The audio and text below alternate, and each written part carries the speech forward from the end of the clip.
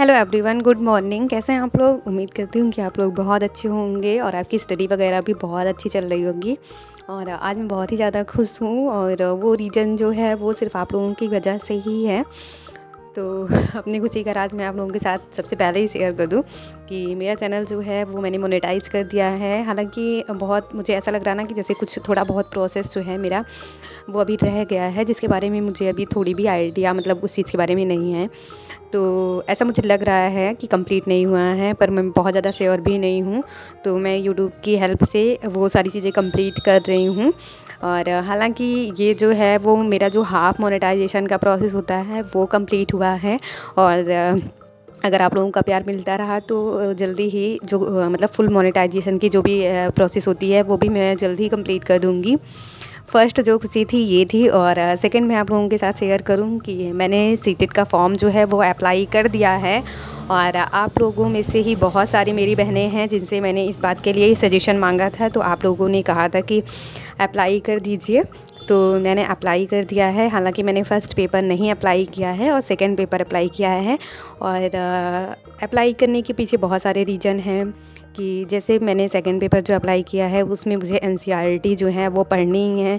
और अभी जो मैं पढ़ रही हूँ वो एनसीईआरटी पढ़ रही हूँ। तो जो टीआरई 4 का एग्ज़ाम मुझे देना है उसमें भी मुझे एनसीईआरटी जो है वो बेसिक से मतलब पढ़ना ही है। तो इसलिए मैंने सोचा कि टीआरई 3 जो एग्ज़ाम हुआ उसका पेपर लीक हो गया है और पेपर अब चुनाव के बाद ही होना है। तो कहीं ना कहीं ये जो बहुत ज़्यादा गैप हो जा रहा है, तो अगर हमारे सामने कोई भी एग्ज़ाम को हम टारगेट करके नहीं पढ़ेंगे तो हमारी स्टडी जो है वो बहुत ज़्यादा फोकस्ड होके नहीं हो पाती है। तो इसलिए मैंने सोचा कि अप्लाई कर देते हैं। और ऐसे माइंड में ये रहेगा ना कि हाँ जुलाई में एग्ज़ाम है तो हमारी जो तैयारी है वो भी बेहतर तरीके से होगी। और वैसे भी ज्ञान कभी बेकार नहीं जाता है, जितना हम लोग पढ़ें उतना ही कम है। तो इसलिए मैंने सोचा चलो अप्लाई कर देते हैं, इसी बहाने जो एनसीईआरटी है वो मेरी कवर हो जाएगी। हिस्ट्री का जो पोर्शन है वो मेरा और ज़्यादा स्ट्रॉन्ग हो जाएगा, क्योंकि आप कोई भी एग्ज़ाम देखो हिस्ट्री से जो है, हिस्ट्री एक ऐसा सब्जेक्ट है जिससे ज़्यादा ही क्वेश्चन पूछे जाते हैं, चाहे आप सीटेट की बात करो या कुछ भी। और सीटेट का अगर आप सेकंड पेपर का एनालिसिस देखो तो उसमें जो हिस्ट्री का पोर्शन है वहाँ से क्वेश्चन ज़्यादा आते हैं। और जो पेडागॉजिकल मैं कहूँ जो पेडागॉजी मतलब पूछी जाती है वो भी कहीं ना कहीं हिस्ट्री से जो है रिलेट करके ही पूछा जाता है। तो अगर मैंने अप्लाई किया है तो कहीं ना कहीं कमांड जो है मेरी वो मतलब बेहतर हो जाएगी उस पर, इसलिए मैंने अप्लाई किया है। तो अब जो मेरी जर्नी होगी मैं वो आप लोगों के साथ शेयर करूँगी कि मैं कैसे और कहाँ से ये चीज़ें पढ़ रही हूँ। हालांकि मैंने अभी जब एग्ज़ाम दिया था उसकी जो भी मैंने नोट्स वगैरह बनाई थी वो मेरी मायके में मतलब छूट गई हैं, मेरी जितनी भी नोट्स थी। तो अभी जो मैं स्टार्ट करूँगी वो बिल्कुल बेसिक से स्टार्टिंग से मैं सब कुछ जो भी मैं पढ़ूँगी वो आप लोगों के साथ शेयर करूँगी। क्योंकि अभी तो मेरे पास नोट्स भी नहीं हैं और मेरा मायका भी इतनी ज़्यादा मतलब 120-30 किलोमीटर दूर है कि कोई आना जाना नहीं है कि मैं मंगवा लूँ वहाँ से। तो इसलिए मैं फिर से नोट्स वगैरह बनाऊँगी और जो भी जैसे भी पढ़ूँगी आप लोगों के साथ शेयर करूँगी मैं। तो ये दो खुशी थी मेरी लाइफ में जो मैंने आप लोगों के साथ शेयर किया कि चैनल मोनेटाइज कर दिया मैंने। और सेकंड ये था कि मैंने सीटेट का फॉर्म फिर से अप्लाई कर दिया है। और हम सभी ऐसे जितने भी हाउस वाइफ हैं हम सभी के साथ होता है ये चीज़ें। जैसे जिसके घर में पढ़ाई का बहुत ज़्यादा माहौल होता है उसके यहाँ तो अलग बात है, पर जैसे हम लोगों के यहाँ मतलब है तो माहौल ऐसा नहीं है, सपोर्ट भी मिलता है, पर कहीं ना हमारा खुद का माइंड सेट ऐसा हो जाता है और सबका भी माइंड सेट ऐसा हो जाता है कि जब कोई फॉर्म अप्लाई करते हैं हम लोग या किसी एग्ज़ाम को टारगेट करके पढ़ना होता है तो घर में मतलब फैमिली में भी सबको ये होता है कि हाँ इसका एग्ज़ाम है, और हम लोग भी कहीं ना कहीं सही डायरेक्शन में मतलब मेहनत करते हैं, पढ़ते हैं। पर अगर आप किसी एग्ज़ाम को टारगेट करके ना पढ़ो तो अपना खुद का भी मतलब वो जो मोटिवेशन होता है अंदर से कि हाँ पढ़ना ही ये एग्ज़ाम है वो नहीं हो पाता है। और प्लस कहीं ना कहीं फैमिली का उतना सपोर्ट भी नहीं होता है। और अगर सबको पता होता कि हाँ हमारा एग्ज़ाम है तो सपोर्ट भी रहता है फैमिली का भी, और कहीं ना कहीं हम खुद भी मोटिवेट होते हैं पढ़ने के लिए। और जनरली ये सभी हाउस वाइफ के साथ होता है कि जब उनका एग्ज़ाम होता है तब वो अच्छे तरीके से टाइम दे पाती हैं, और जब किसी एग्ज़ाम को फोकस्ड करके नहीं पढ़ती हैं तो वो उतना टाइम नहीं दे पाती हैं, बस घर के कामों और जिम्मेदारियों में ही समेट के रह जाती हैं। तो मुझे लगता है कि मैंने सीटेट का फॉर्म अप्लाई करके अच्छा ही किया। आप लोगों के सजेशन से ही मैंने सीटेट का फॉर्म अप्लाई किया, और प्लस मैंने अपने हस्बैंड से भी इस बारे में बात की तो उन्होंने कहा कि ठीक है कर दो। और इससे क्या होगा कि कंटिन्यूटी बनी रहेगी पढ़ाई के लिए कि हाँ मुझे पढ़ना है। और अभी मैं एनसीईआरटी ही पढ़ रही तो कहीं ना कहीं मतलब ये जो सेकंड पेपर के लिए अप्लाई किया मैंने एनसीईआरटी पढ़ रही हूँ मैं, तो कहीं ना कहीं इसका बेनिफिट मुझे टीआरई 4 का जो मुझे एग्ज़ाम देना है उसमें मुझे जो है इसका बेनिफिट ज़्यादा ही होगा। तो इसलिए अच्छा किया मुझे लगता है। आप लोग बताइएगा कि मैंने सही किया या नहीं किया। पर आप लोगों में से बहुत सारे लोगों का कमेंट था कि करना चाहिए अप्लाई, तो इसलिए मैंने कर दिया। और कहीं ना कहीं आप सभी लोग ये जानते हैं कि हम लोगों ने ऐसा कुछ सुना था कि जब जो है सुपर टेट के मतलब एग्ज़ाम होगा तो उसमें एकेडमिक में जो है टेट या सी टेट का जो भी मार्क्स होगा हमारा, वो 1/4 जो है वो जुड़ेगा। मेरे दिमाग में ये चीज़ें भी चल रही थी कि जो है अगर 1/4 नंबर जुड़ता है तो हमको और ज़्यादा कोशिश करनी चाहिए कि हम लोग और ज़्यादा अच्छे नंबर गेन कर सके। तो थोड़ा बहुत मतलब इस चीज़ से भी मेरा माइंड थोड़ा हुआ कि मैं अप्लाई कर ही देती हूँ। तो ये थी मेरी कुछ बातें जो मैंने आप लोगों के साथ शेयर की। तो आगे जो भी मेरी जर्नी होगी वो मैं आप लोगों के साथ शेयर करूँगी कि कैसे प्रिपरेशन कर रही हूँ। तो अभी जो भी मेरा काम था सुबह का वो मैंने सारा अपना काम ख़त्म कर दिया था। फिर मैं यहाँ स्टडी करने लगी थी और दोपहर के टाइम पे मुझे लंच बनाना होता है। जैसे आप लोगों को पता ही है कि मतलब मैंने हर वीडियो में अपने बता रखा है कि हमारे यहाँ जो है वो मतलब कोई जॉब पे जाने वाला नहीं है। हमारे यहाँ खुद का बिज़नेस है। तो सुबह सब लोग ब्रेकफास्ट कर लेते हैं, उसके बाद फिर शाम को हमारे मतलब दोपहर को हमारे यहाँ लंच बनता है। पता नहीं क्यों बहुत मतलब घबराहट सी हो रही है, अजीब सी बोलने में मुझे दिक्कत हो रही है, पता नहीं क्यों। तो इस वजह से मैं बोलना कुछ और चाह रही हूँ और निकल कुछ और रहा है। तो सुबह के टाइम पे मैंने जो भी स्टडी की और उसके बाद फिर अभी दोपहर के टाइम में मैं आ गई थी किचन में लंच बनाने के लिए। तो यहाँ मैं वही कर रही हूँ। और उसके बाद फिर शाम के टाइम पे फिर मैं अपनी स्टडी जो है वो कंटिन्यू करूँगी। तो अभी तक जब मैं बहुत ज़्यादा मतलब कन्फ्यूजन में थी कि मुझे सी टेट का फॉर्म अप्लाई करना चाहिए या नहीं करना चाहिए, तो मैं अपनी स्टडी को उस डायरेक्शन में नहीं लेके जा रही थी। पर अब जब मैंने अप्लाई कर दिया है तो अब मैं अपनी जो मतलब मेरा पढ़ने का तरीका है या फिर मैं कहूँ कि अपना टाइम मैनेजमेंट कैसे करना है मुझे, और बहुत सारी चीज़ें जो हैं मैं आप लोगों के साथ शेयर करूँगी कि मतलब मैं अपनी स्टडी जो है वो 3 स्लॉट में लेके चलना चाहती हूँ। कि हाँ, सुबह उठने के बाद सबसे पहले मॉर्निंग में मुझे कुछ घंटे अपनी पढ़ाई को देना है और उसके बाद फिर दोपहर फिर शाम के टाइम, ऐसे मैं 3 स्लॉट में रखूँगी।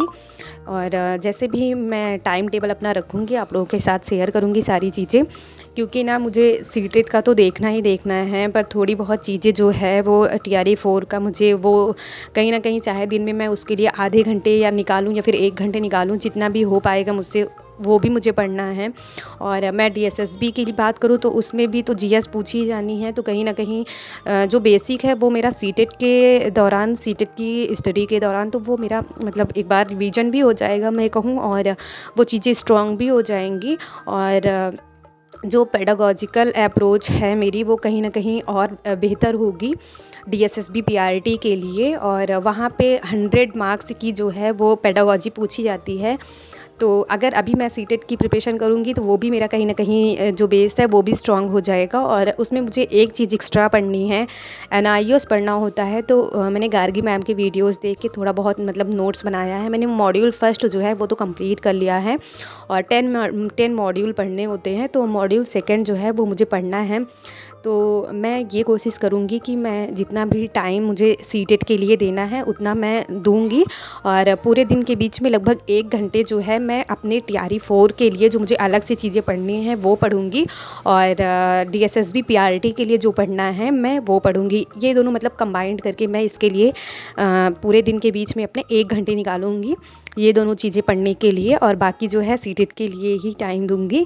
तो अगर आपने चैनल को सब्सक्राइब नहीं किया तो सब्सक्राइब कीजिएगा, और अगर आप लोगों का कोई सजेशन हो मेरे लिए तो प्लीज़ कमेंट बॉक्स में टाइप करिए। तो आगे की जो भी जर्नी होगी हमारी साथ में होगी, हम लोग साथ में स्टडी करेंगे। और जो भी जैसे भी आप लोग पढ़िएगा आप लोग भी शेयर करिएगा, और मैं जो कुछ पढ़ूँगी लिखूँगी वो भी आप लोगों के साथ शेयर ही करूँगी। और अभी मैंने सी टेट की अपनी नोट्स भी शेयर की है, EVS की मैंने शेयर की है एक टॉपिक अपने कम्युनिटी पे। तो अगर आपने नहीं पढ़ी तो जाके आप देख लीजिए, आप लोगों के कहने पर ही मैंने अपनी नोट्स शेयर की है। और बाकी SST का जो मैंने अभी अप्लाई किया है वो नोट्स तो मेरी मायके में ही है, मैंने आप लोगों को बताया। तो मैं स्टार्टिंग से फिर से चीज़ें लिखूँगी, तो वो चीज़ें भी मैं आप लोगों के साथ शेयर करूँगी। तो ये कुछ बातें थी जो मैंने आप लोगों के साथ शेयर की, और पता नहीं क्यों अंदर से बहुत ज़्यादा घबराहट सी हो रही है। कोई बात भी नहीं है, सारी चीज़ें नॉर्मल हैं, पर पता नहीं क्यों इसलिए बोलने में थोड़ा दिक्कत हो रही है। तो आज की ये सारी बातें थी जो मैंने आप लोगों के साथ शेयर की। और इस बीच ना मेरे साथ ये भी थोड़ी प्रॉब्लम है कि मतलब फेस्टिवल है तो कहीं न कहीं काम का भी बर्डन बहुत ज़्यादा है। और ये मेरे साथ ही नहीं, शायद जितनी भी हाउसवाइफ़ हैं जो फैमिली के साथ रहती हैं उन सभी के साथ ये सारी प्रॉब्लम है कि हाँ, जब फेस्टिवल होता है तो घर में बहुत सारे काम हो जाते हैं। और अभी होली का त्यौहार है तो कहीं न कहीं बहुत सारी चीज़ें ऐसी हैं जो मतलब एक तरीके से कही जाए ना कि जो कभी साल भर में नहीं होती, वो भी होली के टाइम पे मतलब वो सारे काम करने होते हैं। तो इस बीच जो मेरा शेड्यूल है वो थोड़ा मतलब बिजी ही जा रहा है। और आज मैंने ज़्यादा कुछ स्टडी भी नहीं की थी। एनसीईआरटी की ये तीनों बुक मैंने पढ़ी थी। और जैसे मैंने अपने हर वीडियो में आप लोगों को बताया है कि मैं एनसीईआरटी जो है वो तीनों सब्जेक्ट कंप्लीट कर लेती हूँ डेली। और जैसे मतलब मेरे पास अगर टाइम नहीं होता है, मैं बहुत ज़्यादा टाइम अपने स्टडी को नहीं दे पाती, जिस दिन मुझे लगता है कि हाँ आज मैं मतलब ज़्यादा बिजी रहूँगी, नहीं हो पाएगा, तो उस दिन मैं एटलीस्ट इतना टाइम तो अपने लिए निकालती हूँ कि मैं जो है हिस्ट्री, पॉलिटी और ज्योग्राफी ये 3 सब्जेक्ट एक चैप्टर जो है वो कंप्लीट कर लूँ। और अगर मैं नया कुछ ना पढ़ पा रही हूँ, बिल्कुल टाइम नहीं मेरे पास इतना, तो एटलीस्ट मैं वो सारी चीज़ें रिवीजन ही कर लूँ जो मैंने पहले पढ़ रखा है। कम से कम इतना टाइम तो मैं अपने लिए निकाल ही लूँ। तो कुछ इस तरीके से मैं स्टडी करती हूँ। और मैंने अपने हर एक वीडियो में आप लोगों को बताया है कि मतलब अगर एसएसटी की प्रिपरेशन आप लोगों को करनी है तो एनसीईआरटी तो पढ़नी ही पढ़नी पड़ेगी। और एनसीईआरटी की बुक्स अगर आप लेना चाहते हो तो वो बहुत ज़्यादा कॉस्टली नहीं मिलने वाली है, आप किसी भी अपने नियर बाई शॉप से ले सकते हो। और मैं भी मतलब मैंने पहले सोचा था कि मैं जो है डाउनलोड करके पढ़ूँगी। तो जो पिछली बार मैंने जैसे स्टडी की थी, मैंने ऐसे ही किया था कि मतलब पर सब्जेक्ट की मैंने नोट्स बना ली थी और वहीं से सारी चीज़ें प्रिपेयर की थी। पर इस बार जो है मेरी नोट्स तो वहीं रह गई, तो फिर इसलिए मैंने यहाँ पे बुक्स मंगवा ली हैं। और अब 6 क्लास की तो जितनी भी एनसीईआरटी की बुक्स थी, 3 सब्जेक्ट की हिस्ट्री, ज्योग्राफी और पॉलिटी, वो मैंने कंप्लीट कर ली है। और 7th क्लास की मैं भी पढ़ रही हूँ, तो 7th क्लास की कंप्लीट हो जाएगी, उसके बाद मैं 8th क्लास की रीड कर लूँगी। तो फिर मैं 6 क्लास से लेके 8th क्लास तक दोबारा से मैं सारी चीज़ें जो है वो रिवाइज करूँगी। और एनसीईआरटी की बात करूँ तो वो मैंने ज्योग्राफी के लगभग 3 से 4 चैप्टर अपने कम्युनिटी पे वो भी पोस्ट किया है कि आप लोगों की हेल्प हो सके। और आप लोगों में से बहुत सारे लोग हैं जिन्होंने मेरी सीटेट की कंप्लीट जर्नी देखी है कि मेरी कैसे स्टडी होती थी, कैसे क्या चीज़ें मैनेज होती थी। और तब मैंने मतलब ये सारी चीज़ें लेटेस्ट मतलब स्टडी ब्लॉग डालना स्टार्ट किया था, तो बहुत सारी चीज़ें रह जाती थी। और उस टाइम पे ना तो बोलने में बहुत ज़्यादा दिक्कत होती थी कि क्या बताऊँ, क्या बोलूँ, वीडियो में इतनी लंबी वीडियो हो जाती है, बहुत सारी चीज़ें चलती थी तो नहीं हो पाता था। पर अब ना मतलब हैबिट हो गई है और अब ये सोचना नहीं पड़ता कि क्या बोलना है क्या नहीं बोलना है। जो भी मैं करती हूँ, जो भी मैं पढ़ती हूँ वो आप लोगों के साथ शेयर कर देती हूँ। और जैसे मैं एनसीईआरटी पढ़ती हूँ और उसमें मुझे कोई स्टोरी बहुत ज़्यादा अच्छी लगती है, और जैसे मोटिवेशनल स्टोरी होती है हम लोगों के लिए, या फिर उससे हम लोगों को बहुत ज़्यादा कुछ अच्छी नॉलेज मिलने वाली होती है, तो मैं वो सारी चीज़ें भी आप लोगों के साथ शेयर कर देती हूँ कि हाँ मैंने आज इस बुक में, इस सब्जेक्ट में, इस क्लास की बुक में मैंने ये चीज़ें पढ़ी। और जैसे मैंने अभी पिछली वीडियो में आप लोगों से रास सुंदरी देवी जी की कहानी जो है वो शेयर की थी क्लास 7th की पॉलिटी की बुक से, तो जिन्होंने मेरा वो वाला ब्लॉग देखा है वो मतलब जान सकते हैं कि वो कितनी मतलब स्ट्रगल करके कितना वो यहाँ तक पहुँची थी। तो कहीं ना कहीं हम लोगों के लिए वो मोटिवेशन का ही काम करता है। तो आज तो मैं ज़्यादा कुछ वैसे नहीं पढ़ पाई हूँ, पर मैंने हिस्ट्री, पॉलिटी और ज्योग्राफी का एक चैप्टर रीड किया था और यहाँ मैं प्रैक्टिस कर रही हूँ पीछे जो भी एक्सरसाइज दी हुई है। तो आशा करती हूँ कि आपको वीडियो हेल्पफुल लगी होगी। मिलते हैं आप लोगों से सीटेट की नई जर्नी के साथ, तब तक के लिए बाय बाय, टेक केयर।